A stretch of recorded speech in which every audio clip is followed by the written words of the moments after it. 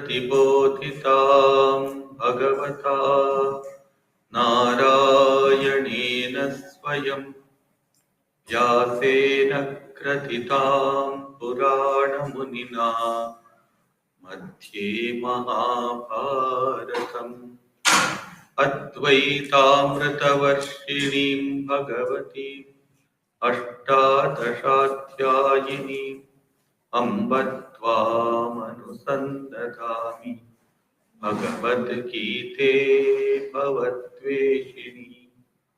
नमोऽस्तु ते व्यासविशालबुद्धे पुल्लारविन्दायतपत्रनेत्र येन त्वया भारततैलपूर्णा प्रज्वालितो ज्ञानमयप्रदीपः प्रपन्नपारिजाताय तोत्रवेत्रैकपाणये ज्ञानमुद्राय कृष्णाय गीतामृततुहे नमः। सर्वोपनिषदो गावो दुग्धा गोपालनन्दनः पार्थो वत्सः सुधीर्भोक्ता दुग्धं गीतामृतं महत्। वसुदेवसुतं देवं कंसचाणूरमर्दनं देवकी परमानन्दं कृष्णं वन्दे जगद्गुरुं। भीष्मद्रोणतटा जयद्रथजला गान्धारनीलोत्पला शल्यग्राहवती कृपेण वहनी कर्णेन वेलाकुला अश्वत्थामविकर्णघोरमकरा दुर्योधनावर्तिनी सोत्तीर्णा खलु पाण्डवैरणनदी कैवर्तकः केशवः पाराशर्यवचः सरोजममलं गीतार्थगन्धोद्घटं नानाख्यानककेसरं हरिकथा सम्बोधनाबोधितं लोके सज्जनषट्पदैरहरः पेपीयमानं मुधा भूयाद्भारतपङ्कजं कलिमल प्रध्वंसि न श्रेयसे। मूकं करोति वाचालं पङ्गुं लङ्घयते गिरिं यत्कृपातमहं वन्दे परमानन्दमाधवम्। यं ब्रह्मा वरुणेन्द्ररुद्रमरुतः स्तुन्वन्ति दिव्यैस्तवैः वेदैः साङ्गपदक्रमोपनिषदैर्गायन्ति यं सामगाः। ध्यानावस्थिततद्गतेन मनसा पश्यन्ति यं योगिनो यस्यान्तं न विदुः सुरासुरगणा देवाय तस्मै नमः। देवाय तस्मै नमः। देवाय तस्मै नमः।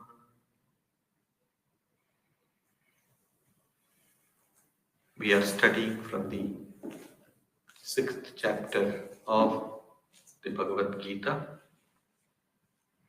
from verse 27th to verse 32.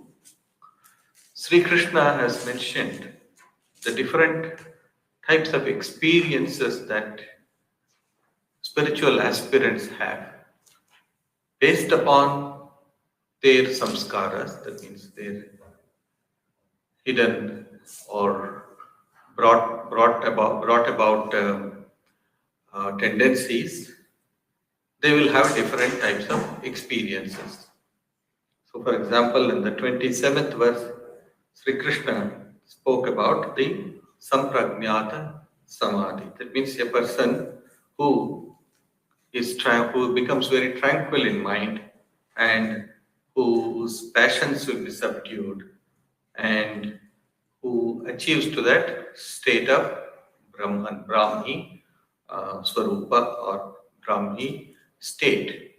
And then in the 28th verse, Sri Krishna spoke about the Bhakta way, the path of the bhakti, wherein a person has communion with the Lord, with one's own ishta or chosen ideal, and thereby the mind becomes completely effaced of all impurities and experiences the bliss in contact with Brahman. In the first one, in the 27th verse, there is no external experience at all, whereas here in the 28th verse, there is this experience also. One feels the joy and radiates that kind of joy outwards and is able to express that joy also to others, as is the case with all mystics like Sri Ramakrishna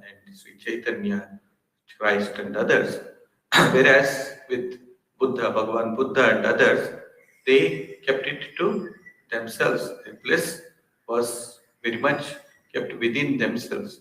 The experience was their very own. So in the 29th verse, what happens? What is the external manifestation of these experiences? Sarva bhutastam atmanam. The first place, the jnani sees that the self same Atman or Brahman everywhere, Atmanam, and also Sarva Bhutani cha Atmani, and feels that he or she is in the other beings. In today's language, we call empathy. In empathy, what we do is we put ourselves in the place of the person whom we empathize. So here, the experience is if somebody is feeling unhappy or hurt, I also feel the same unhappiness or hurtfulness. So this is the state of the Brahmi Sthiti, the Jnani. And in the 30th verse, Sri Krishna talks about Pashyadyo Mam Pashyati San, seeing Sri Krishna everywhere. There it is seeing the Atman everywhere, and here it is seeing Sri Krishna. Jatra jatra netrapode tatra tatra Krishna Spuri. Sri Chaitanya used to say, wherever my eyes fall, there I can only see the manifestation of Sri Krishna. So that is the experience of a bhakta, a devotee. Sarva bhuta sthitam yo mam bhajati ekatvam asthitaha sarvatha vartamanopi sayogi mai vartate. And Sri Krishna concludes that segment of the experience of the sadhakas in the 31st verse and says, established in the unity of all existence. That means sees the divine everywhere, whether it be jada, that means whether it be inert or whether it is chaitanya, whether it be manifest. So whether it is matter or energy, everywhere he sees the same thing. This is the wonderful experience about which Sri Krishna talks in the 31st verse. And then in the 32nd verse, Sri Krishna speaks about the view of the teacher. In my view, that yogi is best. If you ask, who is the better person? Whether a person who enjoys everything to himself and keeps it to oneself, or a person who experiences and shares that joy with others. Who amongst these two is best? Or who amongst is a better person? So Sri Krishna says, in my view, that yogi is the best who, out of a sense of identity with others, on account of the perception of the same Atman in all, feels their joy and suffering as his very own. So they feel the sufferings and joys of others also as their very own. That is the idea that Sri Krishna mentioned. So Sri Krishna has given before us or placed before us a very high ideal, the ideal of achieving sameness in the entire universe. Not only with sameness or harmony within oneself, but harmony outside also. In harmony, see harmony. As human beings, as normal beings, we generally tend to see more of disharmony outside. That is our mentality. Whereas the realized soul, or a jnani or a bhakta, is one who sees that harmony everywhere. Even in the worst situation, he beholds this harmony, he beholds this unity or oneness in all. That is the message that Sri Krishna gives to us. Now, Arjuna has said, as two particular questions here. Arjuna Uvacha, 33rd verse. Yoyam yogastvaya prokta samyena madhusudana etasyaham na pashyami chanchalatvad sthitim stiram chanchalam hi manah krishna pramati balavadrudam tasyaham nigraham manye vayoriva sudushkaram. I'll read the translation and take up the explanation of these verses. Arjuna said, O slayer of Madhu, owing to the fickleness of the mind, I find no way of firm establishment in spiritual communion through equanimity as instructed by you. O Krishna, verily the mind is fickle, turbulent, powerful, and unyielding. To control it, I think, is as difficult as controlling the wind itself.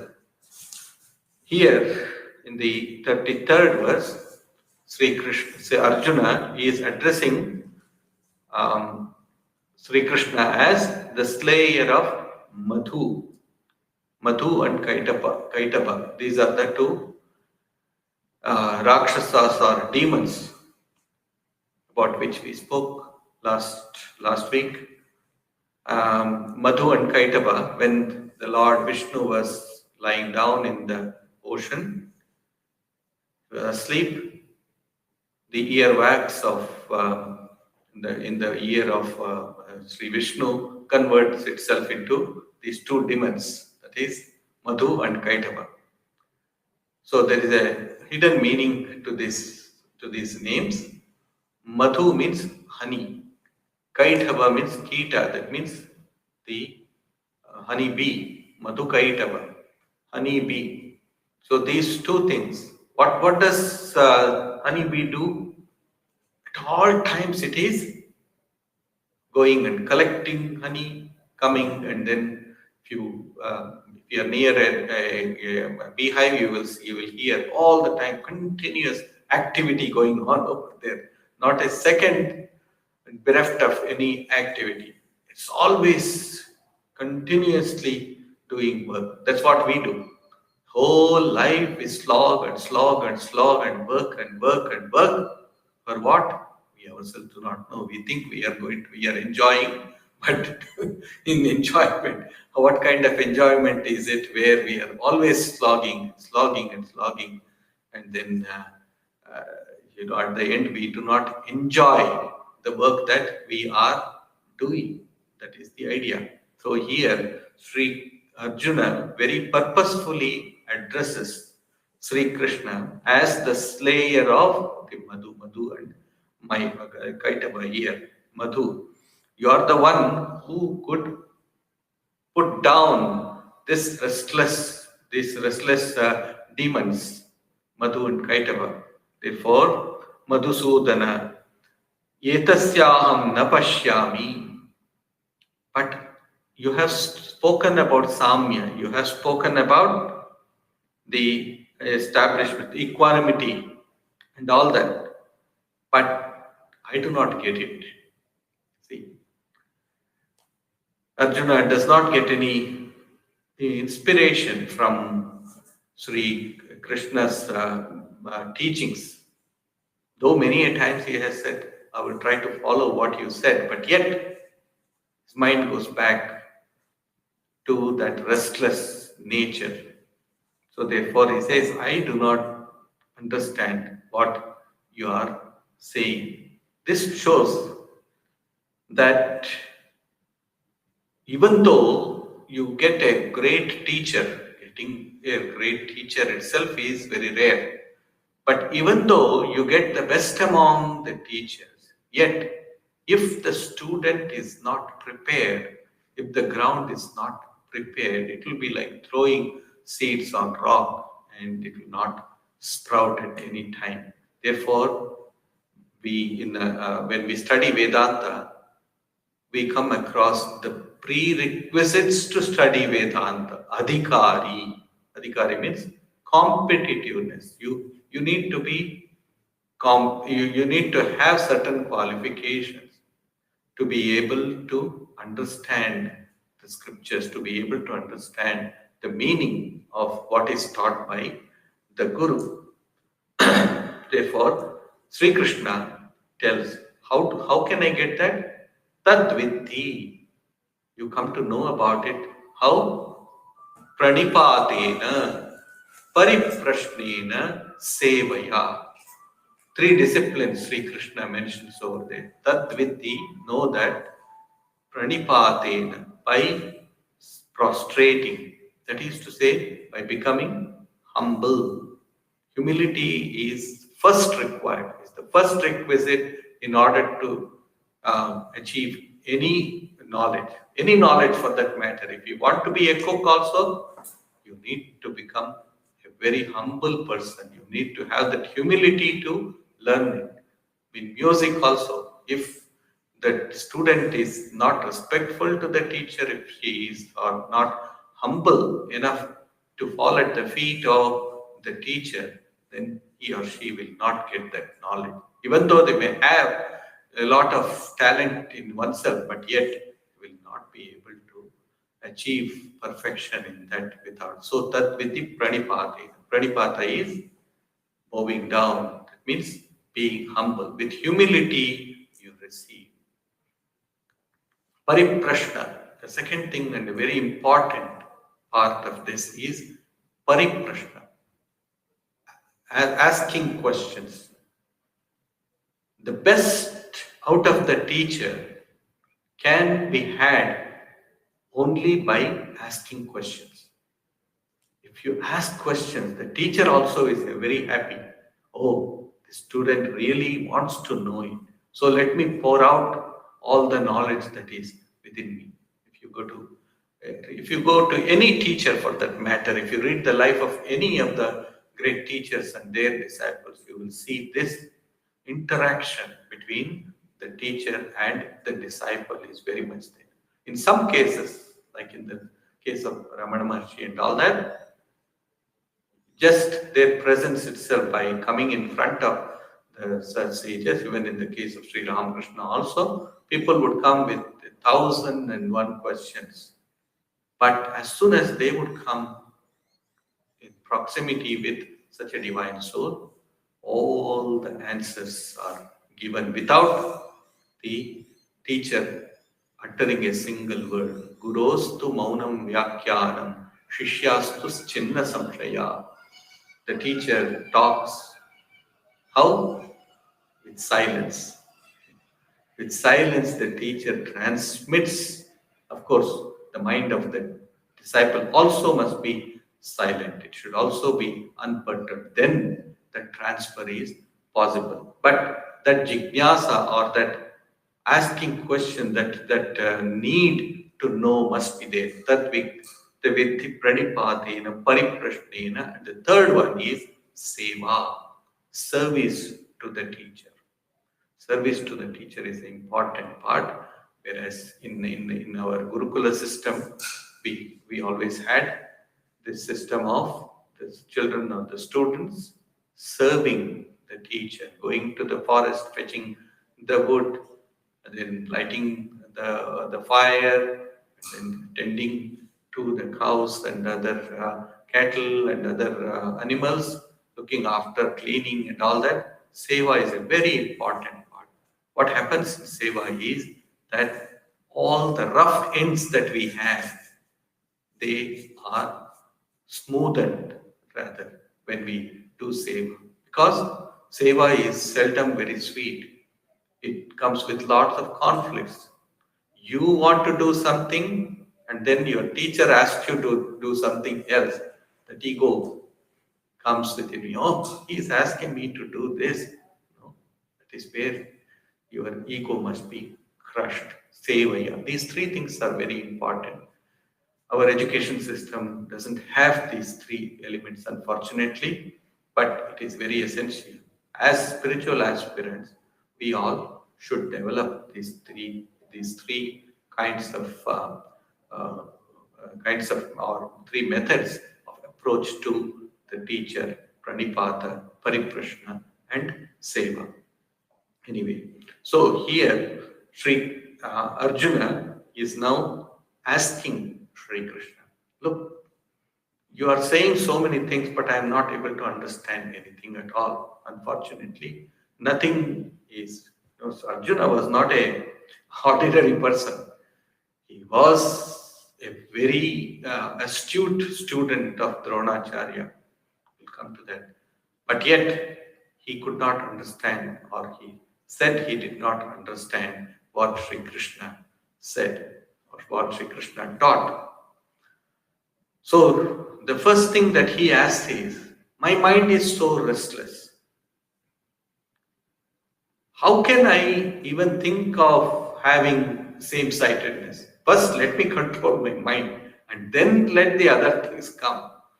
So you first teach me how I can control my mind and then teach me about the highest.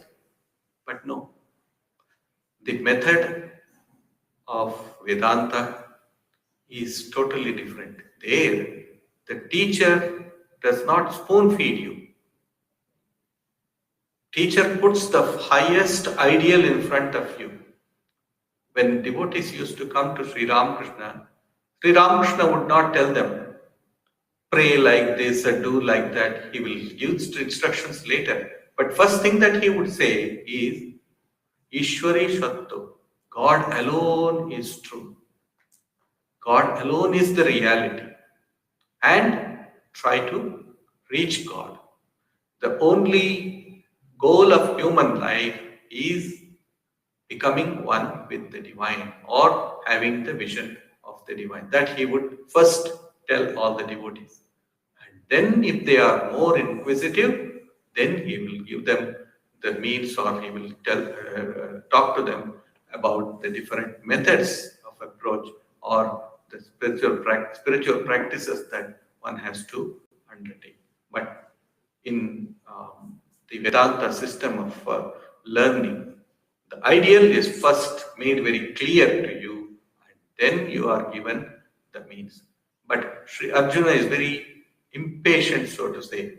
So that's why he asked this question. Please tell me how I can control my mind first.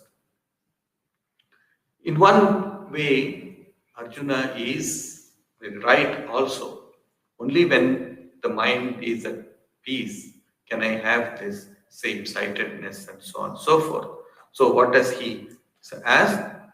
Chanchalam hi manah Krishna pramati balavat ridham.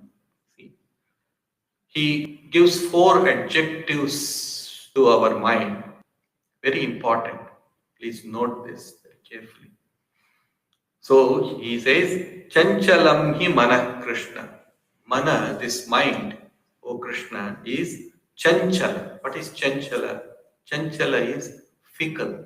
Does not stay at one place for long at all. Always doing something. Trying to think of something or trying to do something. You're sitting in the meditation seat, you start to twitch. The whole body starts reacting. The nose will start twitching, and then the eyes will start twitching. Everything will start drawing its attention towards itself. So he says, mind is very fickle, like the monkey.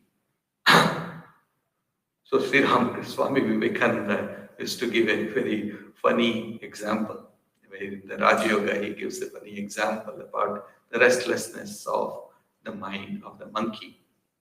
He said, a monkey was once fed with alcohol, some wine. And it started enjoying the drink, and just, as such, the monkey's mind is very restless. So when the alcohol is given, it becomes further restless. Then from somewhere, a scorpion came and bit the monkey. Just imagine. Those who have been bitten by scorpions know that the whole body starts burning, as it were. You will start, the whole body will be burning, twitching everywhere. So he says, the mind is like that.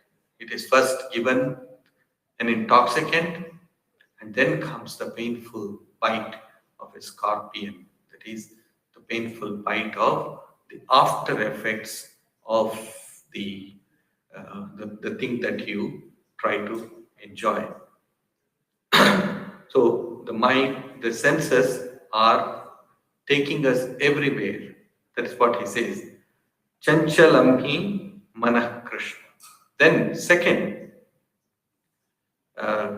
adjective that he gives to the mind is pramathi. Mathana. Mathana means to mathana matlab churn. That's correct. Churning. So it is very turbulent. It is churning all the time. So like in the washing machine, you put the cloth in the washing machine and it churns and churns and churns and churns continuously. So there is no remnant of any dirt anywhere. So mind is also like that. It's always churning new things. If something is less, water is less, then the washing machine will throw in some water. The same way our mind also wants continuously, it is trying to supply new things to ourselves. So pramati, and then balavat. Balavat means very powerful, forceful and very powerful. So forceful that it drags us down towards the objects of the senses. Just drags it. Pramati. Then balavat. Dridham. Dridha. Dridha means very, very adamant. That is the term used, is adamant, very adamant. It will not bend at all. Old habits dig deep within ourselves. Sometimes we ourselves do not know where do these thoughts come from, where do these habits come from. But they have been dug deep into our subconscious level and sometimes into the unconscious level also. So it is dug deep into it. And if you try to root it out, remove it, it will come out, but then there is a small root somewhere. Sri Ramakrishna used to give the example of the roots of the Ashwatha tree there, or the banyan tree on the rooftops of old houses in India. You will see lots of these banyan trees growing. Where were they? If you have seen the seeds of the banyan tree, tiny, much tinier than even mustard, tinier than the mustard, very small. And sometimes, somewhere, one of the seeds have gone inside while building the building. In those days, they used to use brick and mortar. With the mortar, it must have gone in, and slowly it will come out. So you cut the tree, and then there is somewhere some root or some seed is still there, and after a couple of years it will prop up again. So this is known as dridha. That means very deep, very adamant. They just do not want to come out. And then he says, tasya aham nigraham vayoriva sudushkaram manye. I think Sri Arjuna says Nigraha, that means to control it, is as difficult as trying to control air or the wind. If we want to control the mind, it is extremely difficult. Try to catch the wind. Will you be able to try to catch the wind by your bare hands? No. What do you need? You need a very special machinery for that. If you have to bring in the air like the turbines, air turbines, wind turbines. So you need to, if in order to catch that, you need a special machinery. And that machinery comes through abhyasa. Sri Krishna talks about it in the next verse. So this is the question that Arjuna asks. First of all, chanchala. It is very, very fickle. And then it spins. It is very turbulent. It takes us up and down by the sideways and then throws us away at sometimes. So, Pramati, Balavat, very, very strong. Balavat, Dridham, and it is extremely adamant. Therefore, he says, it is so difficult that I am unable to control my mind. It is like trying to catch the air or the wind with bare hands. Vayu riva sudushkaram.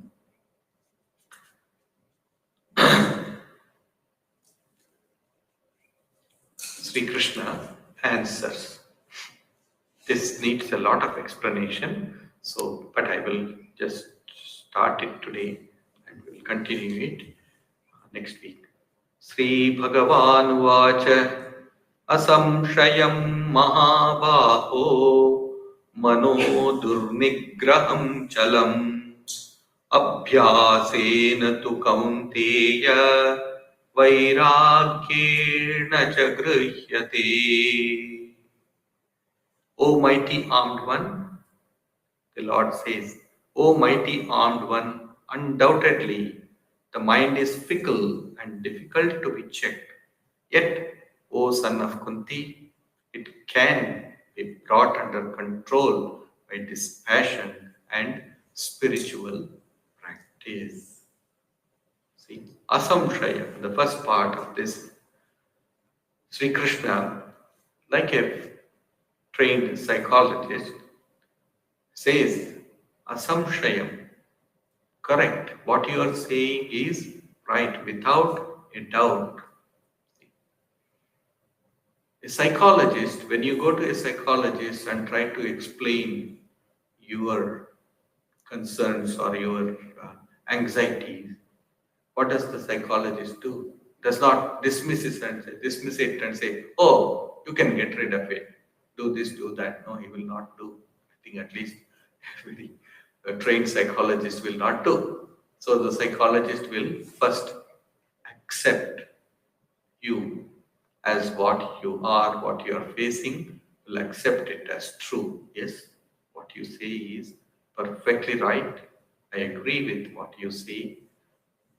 I have also gone through such trials and tribulations before. Therefore, I know what you are saying. That's how a psychologist approaches a patient.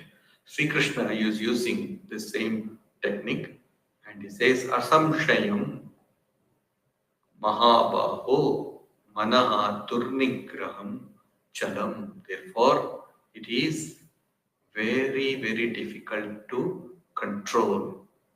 It is hard to control. But he says, Abhyasena, through practice, and Vairagyena, through dispassion, one can grihyate, one can control it. Just 2 words.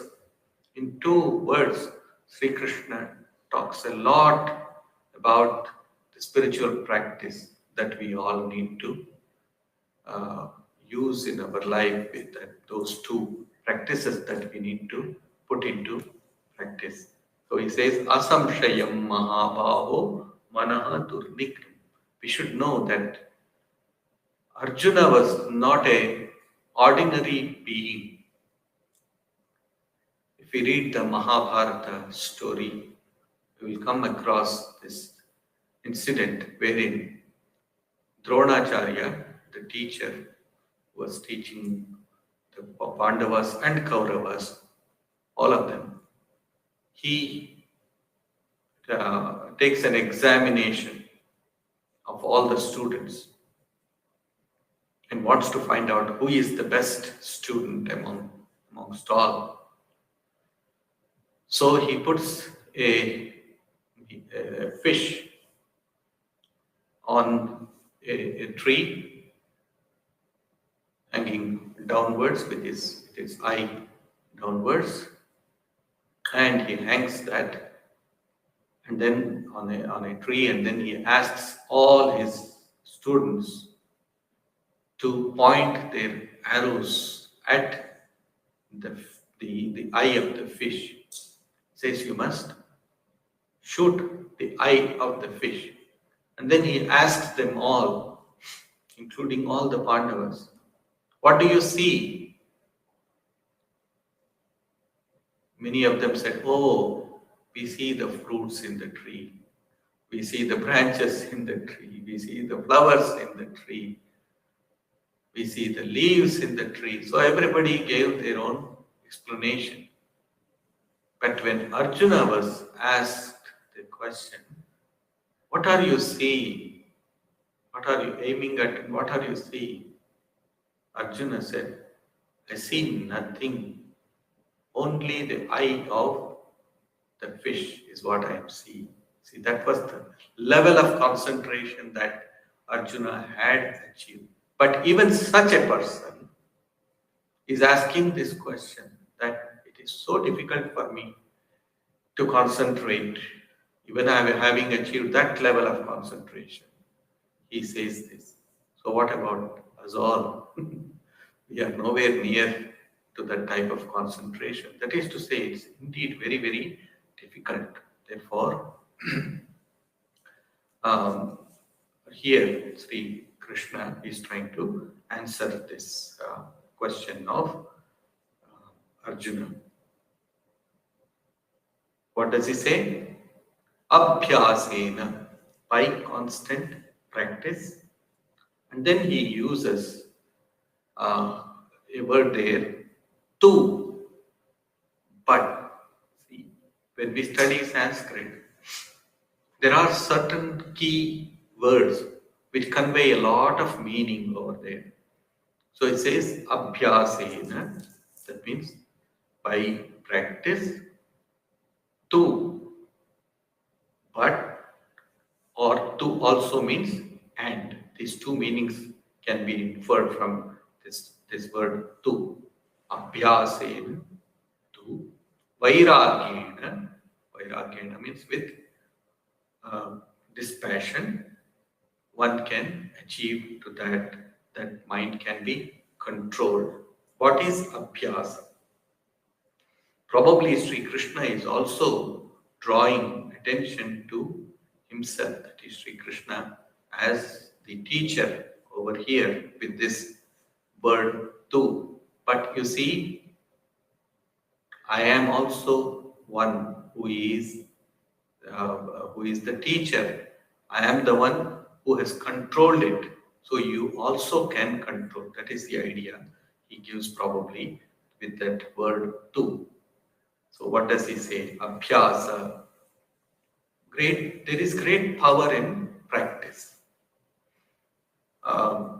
There is this story of a farmer. The farmer had started rearing a buffalo, and it was, as soon as it was born, he was so very fond of this buffalo that he would take the buffalo on his arms and would go to the fields and then would bring it back. He was so fond of it. And this went on. and animals grow faster than humans naturally. So every day he would carry this buffalo to the farm and then would bring it back. Again and again he would do this slowly and slowly, even though the buffalo became larger, started growing. Yet, because of the practice that he had, it became very easy for him to take it to the field and then bring it back. So, this is the power of practice. As we hear of another story, a girl was carrying her little brother who was paraplegic. The girl herself was about 9 years old, and the, the child, the brother, was about 4 or 5. And then she used to carry him around, go to the school, and then would bring him back and all that. One day, an elderly person stopped the girl and said, "My child, how is it that you are carrying your brother to school and bringing him back? Is he not heavy?" The girl simply said, "But he is my brother." So the older person thought, well, maybe she didn't understand my question. "Well, he is heavy, isn't it?" She again responded, "But he is my brother." How can my brother be heavy to me, a burden to me? That is the idea. So abhyasa is such that whatever you do, it becomes effortless for you, so to say. Abhyasa, abhyasa, abhyasa. This is something which we need to keep in mind while studying the scriptures. Abhyasa, again and again practice. In the Sri Rama is being taught by sage Vasishtha in this book called Yoga Vasishtha. It's a very highly Advaitic book, and there sage Vasishtha says or defines this abhyasa practice as Janma Koti Chirabhyasta Rama Samsara Vasana.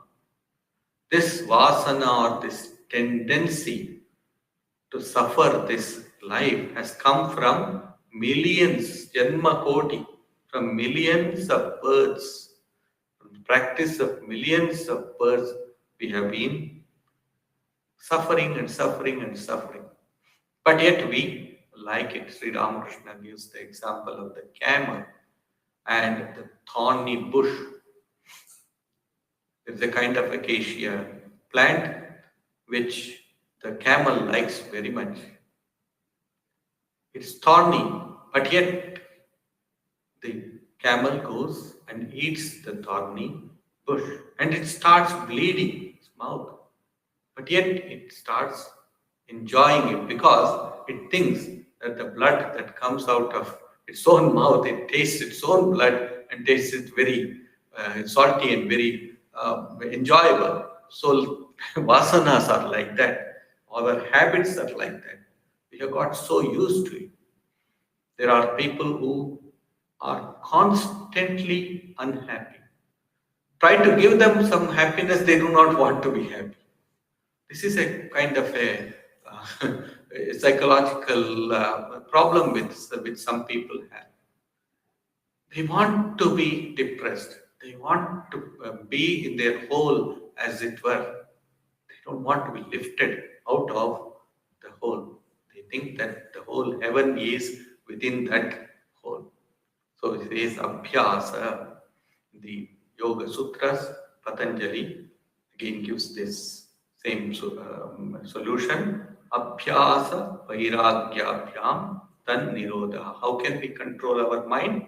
Through abhyasa, constant practice. And then the commentator, he comments upon it and says, Tatra sthito yatnaha abhyasaha.